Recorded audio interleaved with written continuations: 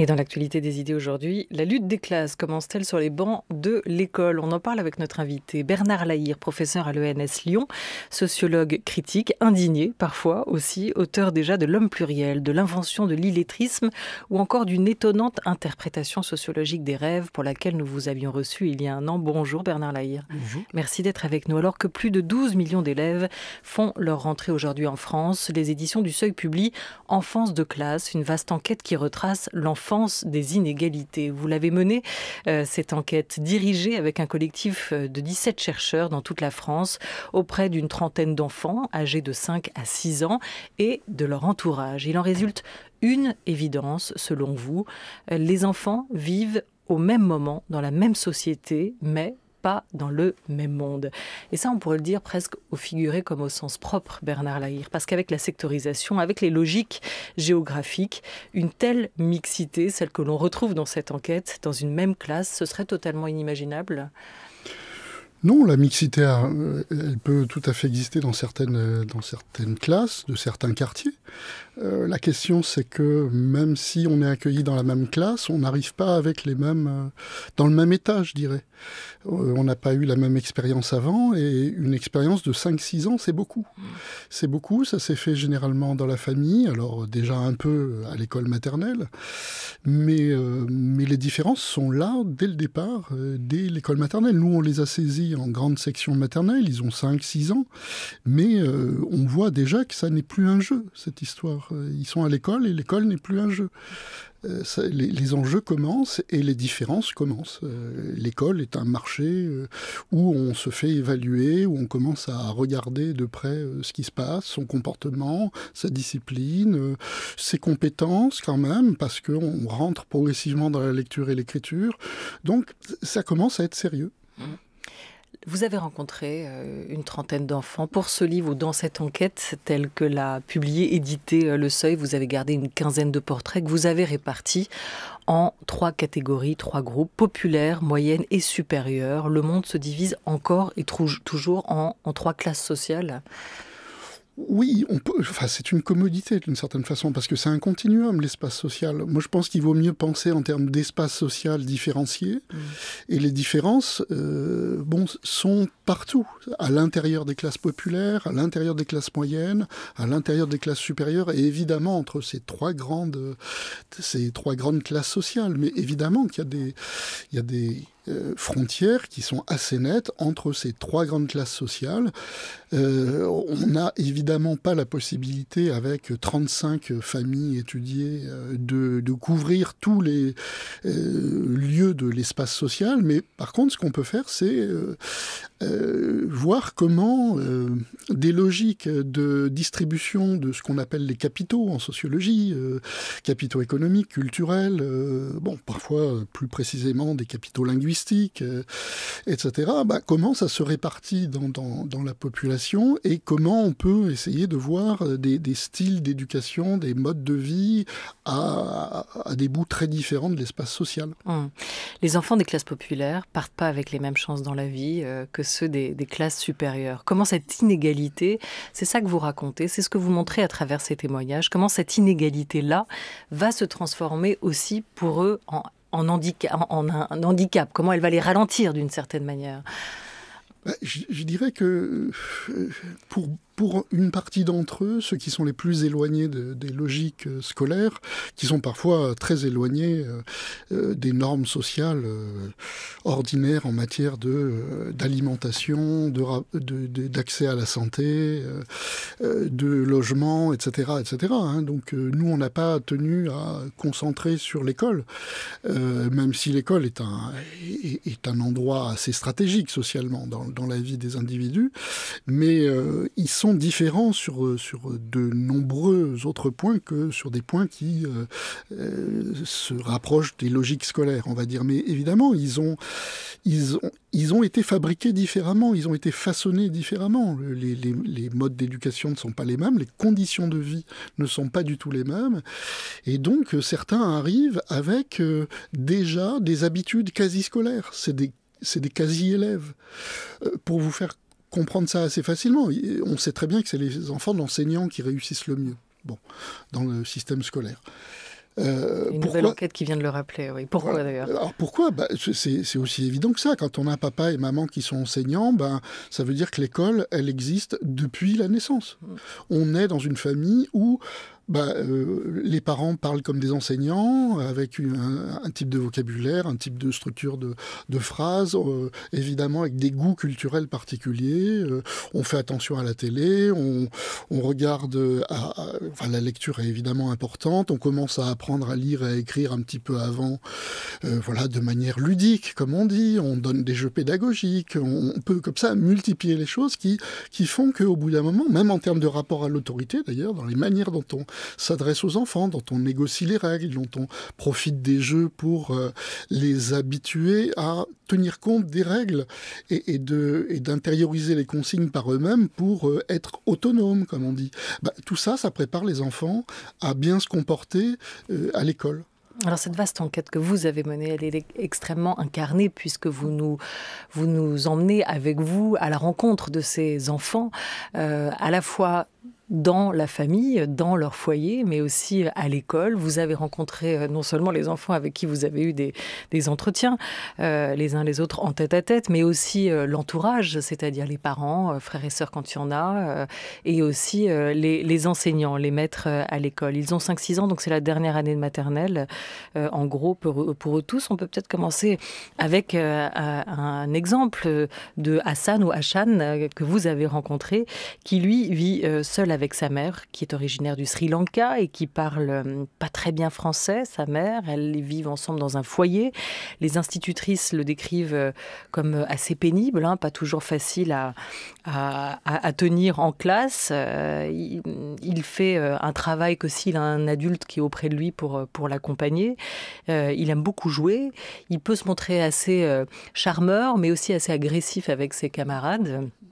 Qu'est-ce que cet environnement, en fait, qu'il a autour de lui, chez lui, comment ça se retrouve, ça se répercute dans sa conduite, son attitude à l'école, dans sa capacité à intérioriser les codes de l'école? Alors, il y a beaucoup de choses. Et on a voulu ouvrir les domaines qu'on considérait, les domaines de l'existence qu'on considérait. On a regardé le logement, on a regardé les sorties culturelles quand il y en a. Là, il se trouve que pour Hashan, c'est aller au centre commercial de la ville. Bon, voilà. C'est aller exceptionnellement au cinéma parce qu'il y a quelqu'un qui a payé les places, qui a donné des places à la maman, qui vit seule avec son fils. Ils sont dans un foyer Sonacotra, ils dorment très très mal, il y a du bruit très tard pendant la nuit, parce qu'il y a d'autres familles qui font beaucoup de bruit, etc. Donc il arrive fatigué. En plus, il part un peu plus tôt le matin pour aller à l'école. Donc on pourrait multiplier les choses comme ça. Alors évidemment, Hashan, quand il arrive à l'école, non seulement il n'a pas un environnement linguistique qui fait que c'est facile pour lui de parler le français, même s'il parle beaucoup mieux le français que sa mère, et parfois il est en situation, alors qu'il a 5-6 ans, de dire à sa mère, ça veut dire ça. Donc on peut imaginer le type de gamin que ça peut représenter. C'est aussi une fierté pour lui de pouvoir aider sa mère dans certains cas. Moi j'avais étudié des cas d'enfants de 8-9 ans qui s'occupaient des papiers déjà. Et souvent on a des cas comme ça d'enfants qui sont en position d'apprendre des choses que les parents ne savent même pas. Et alors quand il arrive à l'école, pour lui c'est un grand terrain de jeu parce qu'il n'a pas de camarades. Il n'a pas de frère, son frère est avec son père à l'étranger. Dès qu'il arrive à l'école, c'est un terrain de jeu. Donc il s'amuse, mais il s'amuse de manière un peu agressive. Et il s'en rend pas compte. On voit bien quand on reconstitue la situation que ce gamin qui peut poser problème, je ne vous dis pas que c'est facile pour les enseignants, mais les enseignantes en l'occurrence, disent il est à la fois très charmeur, très gentil, très beau, très, très dynamique, etc. et en même temps incontrôlable dans plein de moments de la journée. Donc voilà, on ne sait pas comment ça va évoluer cette situation. Il n'a pas en tout cas de nombreux atouts positifs, même s'il ne coule pas complètement. Et une des choses qui ressort du cas d'Hashan, et qui a été observé par Claire Pilouzo, qui a fait l'étude de cas sur le terrain, c'est c'est un gamin qui... bon, là, j'ai oublié ce que je voulais dire. Voilà, j'ai perdu le fil. Vous disiez qu'on ne sait pas exactement comment il peut évoluer, comment on peut imaginer. Mais nous, on ne sait pas non plus, chaque histoire est singulière, mais on a le sentiment de l'avoir un peu retrouvé 10 ans après, à l'écran, extrait du film Swagger de Olivier Babinet, avec l'exemple de Paul, collégien à Aulnay-sous-Bois. C'est quelque chose de grand, d'être français, de dire qu'on est français, pour moi c'est quelque chose de... Je suis né en Inde, en Pondichéry, et après 2000, je suis revenu ici en France. La mère à ma grand-mère quoi, elle a commencé à travailler, à tirer des charrues en Inde, vendre des fruits et légumes. Et des fois, ma mère, il mangeait que la nuit, il mangeait pas le matin et le soir. Quand mes parents ils me racontent tout ça, ça me fait réfléchir. Il faut que je réussisse ma vie, il faut pas que je gâche ma vie. Je suis le modèle de la famille. Quand il y a des dossiers à faire, mes parents ne parlent pas très bien français, ils ne comprennent pas assez, donc je suis obligé de les aider. Ma mère, elle cherche un travail. J'écris les CV. Si mes frères et sœurs ils partent pas à l'école ou ils sont malades, j'écris des lettres. On voit là, Bernard Lahire, et aussi dans les enfants et les parents que vous avez rencontrés, qu'ils investissent aussi beaucoup dans leur enfant et donc dans l'école, dans ce que ça peut leur apporter. Hein. Oui. Ça, c'est une chose qui se constate en permanence quand on est sur le terrain scolaire, c'est que les parents qu'on dit souvent démissionnaires, qui sont un peu attaqués injustement par les politiques, parfois par les enseignants, qui par méconnaissance des situations peuvent très bien juger un peu durement les parents, ce qui n'est pas le cas dans le cas de la famille d'Achan. On voit que effectivement c'est une situation qui est terrible, et en même temps les parents veulent, la mère en l'occurrence, elle veut que son gamin réussisse, elle n'est pas du tout démissionnaire, elle voudrait que son gamin ait une meilleure situation qu'elle-même. Et donc la volonté est là, le problème c'est qu'il n'y a pas les bonnes conditions. Les bonnes conditions d'existence, les bons atouts, et encore, ça n'est pas la pire, parce qu'elle a l'habitude d'avoir un rapport avec les associations, par exemple, elle est soutenue par beaucoup d'associations caritatives. On se dit dans ce cas-là que s'il n'y avait pas le soutien d'une école assez militante quand même, qui aide les parents sur plein de points, qui donne quelques heures de ménage à faire à la mère, etc., eh bien, ce serait une catastrophe. Voilà. Donc, ils font ce qu'ils peuvent, et souvent, c'est un peu héroïque ce que font les parents dans ces cas-là, parce qu'ils peuvent peu avec ce qu'ils ont.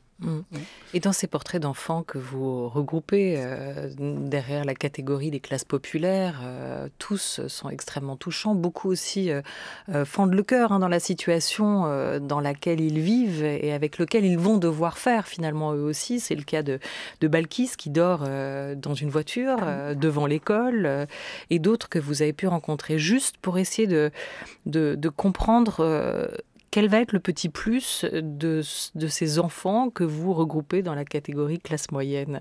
On peut prendre peut-être l'exemple d'Annabelle ou d'autres. En fait, je dirais qu'avant même les classes moyennes, dès lors qu'on est dans des classes populaires qu'on appelle stabilisées, que les sociologues ont l'habitude d'appeler la classe ouvrière respectable, parce que Richard Hogarth avait parlé de classe ouvrière respectable, c'est un mot qui est resté, une expression qui est restée. On voit des milieux populaires qui sont un peu plus stabilisés, qui ont déjà un peu plus de capital scolaire, qui ont l'argent pour vivre dans des conditions beaucoup plus décentes que les fractions les plus précarisées. Donc on a déjà en haut des classes populaires, on va dire, des parents qui n'ont pas la tête sous l'eau, on va dire. Déjà. Donc ils commencent à avoir des stratégies éducatives, ils commencent à avoir la possibilité d'aider un peu plus leurs enfants, etc. Même s'ils sont à distance de l'école. Alors effectivement, dès qu'on arrive dans les classes moyennes, avec des gens qui ont au minimum le baccalauréat, pour ces générations-là de jeunes parents, et qui ont parfois quelques années d'études supérieures, eh bien, effectivement, là, la différence commence à être grande, mais avec des moyens financiers qui sont moins importants. Évidemment qu'ils vont se séparer selon qu'ils sont agriculteurs ou plutôt enseignants, etc. C'est toujours la même chose. C'est le poids du capital culturel à l'intérieur de la famille. En rapport à l'école, évidemment que le capital culturel joue beaucoup plus que le reste. Donc oui, dans les classes moyennes, il y a, et pour les classes moyennes qui sont bien installées, il y a des stratégies scolaires, il y a des pédagogisations, comme on dit, des rapports avec les enfants. Toutes les pratiques sont à plus-value pédagogique, on va dire. C'est le cas, par exemple, d'Annabelle, qui est très encadrée par sa mère. Ses parents sont séparés. Sa mère est assistante sociale. Elle a des difficultés quand même au quotidien. Sa mère, notamment pour payer le loyer. Le père vient de trouver un CDI à la SNCF, mais il a quand même été fragilisé par une période de chômage. Donc là, vous montrez comment, au quotidien, la mère encadre aussi la fille sur ses pratiques culturelles et ses sociabilités. Là, c'est une autre chercheuse qui l'a rencontrée. C'est pas vous directement, c'est Géraldine Bois sur cet exemple-là. Vous avez rencontré Alexei, autre garçon. Comment ça se passe pour lui ? Ça se passe globalement bien, on va dire, par rapport aux classes populaires, c'est clair. L'enseignante, par exemple, dit « c'est un élève idéal ». Bon. Sa maman est institutrice, ça n'est pas très très étonnant. En même temps, c'est un cas de déclassement social léger. Les parents des deux parents d'ailleurs, d'Alexei, avaient plus de capitaux, on va dire, que les parents d'Alexei. Donc, on a affaire à un gamin qui va plutôt bien à l'école, avec quand même une propriété particulière à beaucoup d'enfants de familles de classe moyenne, l'idée que la compétition, c'est pas pour nous. Donc là, on voit qu'on a affaire à des parents qui ont un accès au capital culturel, qui ont des compétences, etc., qui ont quand même des ambitions pour leurs enfants, mais qui préfèrent, qui vont, on va dire, privilégier l'épanouissement de leur gamin, le bonheur, etc., par rapport à l'idée d'une compétition, absolument, le dépassement de soi, l'esprit de compétition, etc. Ils en veulent pas. Donc Alexei, par exemple, quand il est à l'école, parce que ses parents ne cessent de dire nous, la compétition, c'est pas important, ils sont chrétiens, ils ont un rapport comme ça aux valeurs, l'important c'est d'être heureux et pas nécessairement rempli d'argent, etc., et d'écraser les autres, etc. Et donc on voit un gamin qui est comme ça, qui va bien à l'école, mais qui peut-être n'accédera pas, mais ça c'est une projection, on verra bien. Mais c'est sûr que c'est pas dans ces milieux-là qu'on prépare aux plus grandes compétitions, celles qui vont permettre d'accéder à un moment donné aux grandes écoles. Donc voilà. Et de l'autre côté du spectre, Bernard Lahire, tout au bout, il y a les classes supérieures avec des enfants qui partent dans la vie avec un bagage solide. C'est le cas par exemple de Johan qui, à 5 ans, se sent déjà assez fort parce que son père est ingénieur, son environnement est stable, ses deux parents bossent et gagnent plutôt bien leur vie, sont eux-mêmes emblématiques d'une ascension sociale qui les a portés de la classe moyenne à la classe supérieure, qui n'ont jamais été au chômage. Il montre, lui, l'enfant de très bonne capacité pour lire et écrire.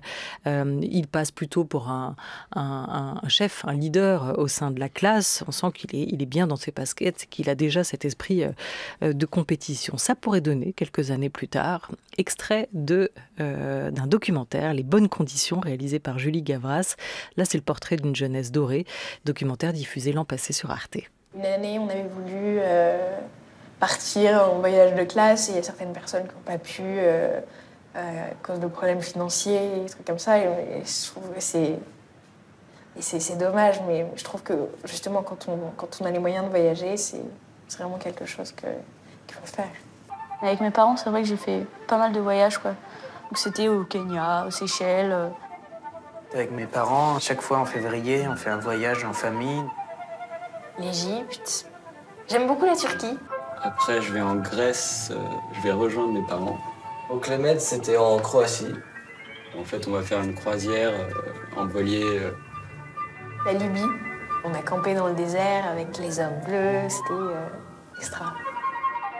J'étais aux États-Unis pour parler anglais dans des camps. J'ai passé donc 10 ans dans une école bilingue et je partais en Angleterre, en Irlande tous les ans en fait. Je vais au Canada à peu près tous les ans, dans des summer camps. Puis à l'an dernier, j'étais parti avec l'aumônerie. On avait fait le chemin de croix. En plus, on avait une messe chaque jour. On avait fait Munich, Salzbourg et Vienne. Extrait du documentaire de Julie Guevara, Les bonnes conditions, Bernard Lahire.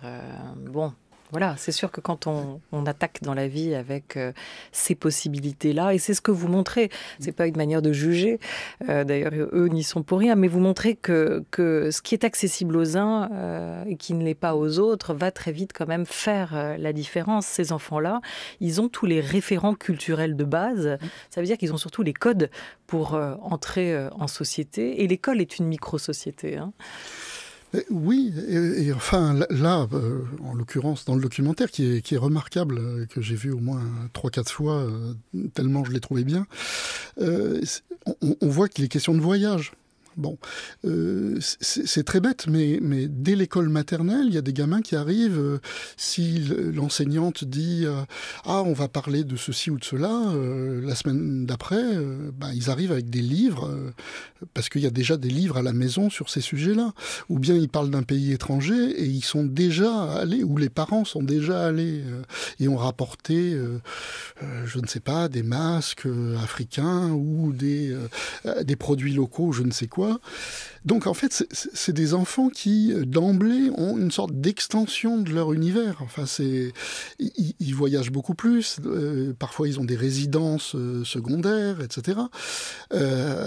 Ils ont des espaces domestiques importants, et ces espaces domestiques sont multipliés par des maisons de famille, par des résidences secondaires, par la possibilité de s'acheter, je sais pas, voilà, le club Méditerranée, enfin pas tout le club, mais en tout cas une part. Peut-être pour certains. Ah, oui, peut-être. Donc voilà, il y a tout ça qui est une véritable extension de soi. Donc évidemment qu'on sait même plus dans ces cas-là qu'est-ce qui joue dans la réussite, parce que d'autant que ces familles pratiquent ce que vous appelez une pédagogie invisible. Alors oui, pour une partie de ce qui se passe et qui se transmet, les parents ne sont pas toujours au courant. Alors je dirais que quand il s'agit de payer, les gens sont bien au courant. Donc plus vous allez vers des familles à forts capitaux économiques, par exemple, payer une école privée, on sait pourquoi on le fait. On paye un entre-soi plutôt doré, on paye des pédagogies qui permettent d'aller plus vite, qui ne respectent pas forcément en grande section, on ne va pas encore apprendre à lire et écrire, s'ils savent déjà lire et écrire, alors on continue l'apprentissage, etc. Donc ils payent ces choses-là en sachant qu'on perd moins de temps, ce sera plus simple, les enseignants auront moins de difficultés, nos propres gosses ne seront pas freinés par des mauvais élèves, etc., etc.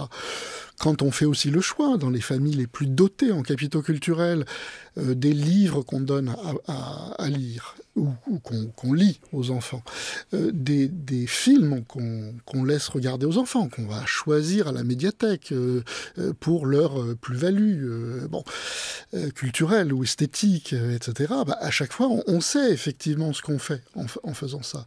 Après, je pense qu'il y a beaucoup de choses, beaucoup de pratiques, beaucoup de gestes qui sont transmis, et les parents ne sont pas tout à fait conscients qu'ils sont en train de transmettre des choses. Ça, c'est le capital culturel, c'est le capital immatériel des parents qui se transforment très vite en atout pour leurs enfants. Et Pierre Bourdieu l'avait déjà défini, le poids de la réussite sur la réussite scolaire des savoirs et du savoir-être transmis par la famille. On l'écoute.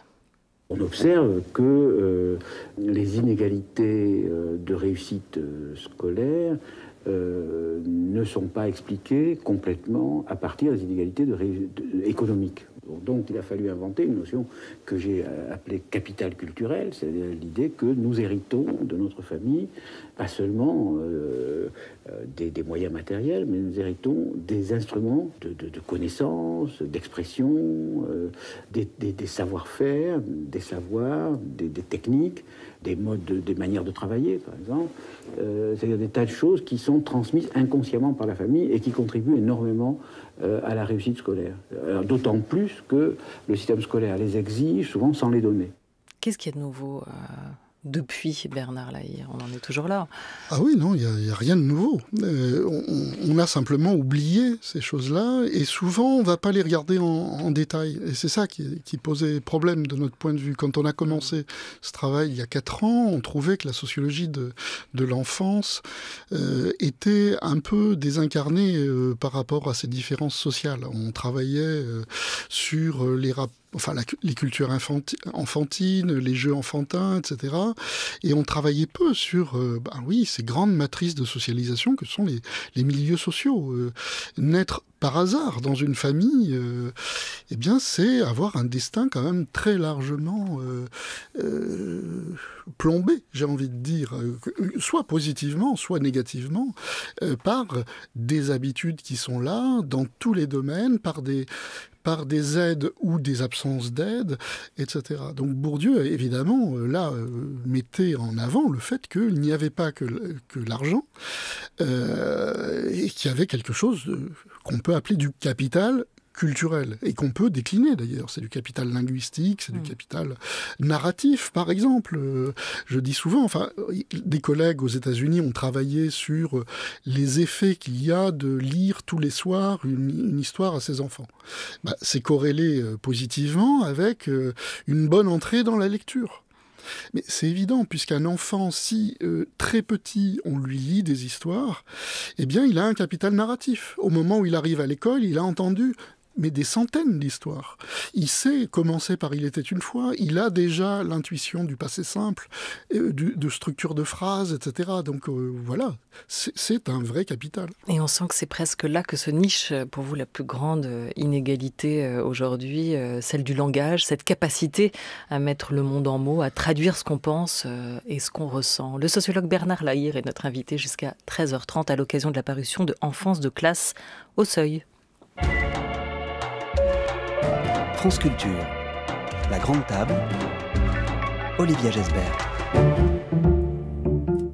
Depuis que Pierre Bourdieu a théorisé, formalisé cette idée du capital culturel, Bernard Lahire, vous nous dites pas grand-chose au fond a changé. Mais c'est peut-être là qu'on aurait pu attendre de l'école qu'elle corrige une partie de ces inégalités. Quel rôle joue aujourd'hui l'école dans la fabrique des inégalités? On sait que l'école ne peut pas tout, mais on aimerait qu'elle ne puisse pas moins. Est-ce qu'elle permet aujourd'hui encore le passage de D2 en D1 en repêchant certains élèves, en repérant les qualités, les forces de certains, en permettant des transferts ou des transfuges de classe? Les transfuges, il y en aura toujours, mais pour le moment, il y en a très peu, en fait. Donc, l'école, on va dire, fait de son mieux avec ce qu'elle a et avec les enfants qui arrivent jusqu'à elle. Ça peut paraître comme ça un peu abstrait, mais grosso modo, l'école, elle peut pas tout. Elle peut pas tout parce que les différences, elles lui préexistent. Nous, on est allé du côté de la famille pour voir et pour donner aussi aux enseignants la possibilité de connaître un peu l'épaisseur de l'expérience de ces enfants. Donc, ils font avec des enfants qui arrivent dans des états formidablement différents. Il y en a qui parlent déjà comme des livres, comme on dit, qui sont déjà capables de faire de l'humour, qui ont une distance, qui rigolent. Il y a même des enseignants qui disent « Ah, mais c'est agréable parce qu'un tel, il comprend quand je fais une blague. » Ben oui, mais il comprend parce qu'il est déjà habitué à comprendre ces choses-là. Et évidemment, ça paraît anecdotique de dire ça, mais en fait, pas tant que ça. Dans ces pratiques du langage, dans les différents milieux, eh bien, on apprend des choses qui vont être plus ou moins utiles scolairement. Et donc, voilà, l'école, elle fait ce qu'elle peut. Le fait de dédoubler les classes, déjà, il faudrait que ce soit partout. puisque moi j'entends quand même des enseignants dire chez moi non, etc. Donc il faudrait voir de près, il faudra évaluer cette réforme. Qu'est-ce qui est bien dans le dédoublement? Mais si vous voulez, c'est même pas un dédoublement qu'il faudrait. Il faudrait pas plus de 5-6 élèves. Moi, je suis totalement irresponsable politiquement. Je suis responsable scientifiquement. 5-6 élèves par classe? Oui, mais dans les cas... Alors, pas dans toutes les classes, évidemment.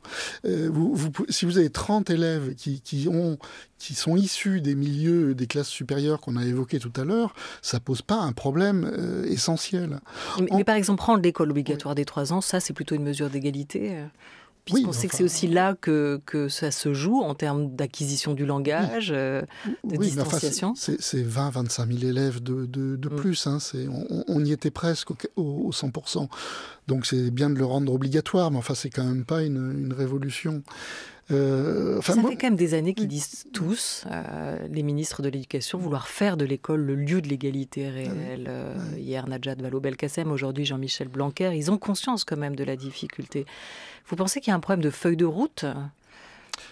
Si vous voulez, le gros problème, moi je ne doute pas de la volonté de certains, pas de tous sans doute, mais de certains de vouloir faire bien. Mais le problème c'est que quand dans le même temps vous faites une politique économique par exemple qui déshabille plutôt les plus démunis par rapport à ceux qui ont déjà beaucoup, évidemment que vous faites le contraire. Vous produisez des effets contraires de ceux contre lesquels vous dites que vous voulez lutter.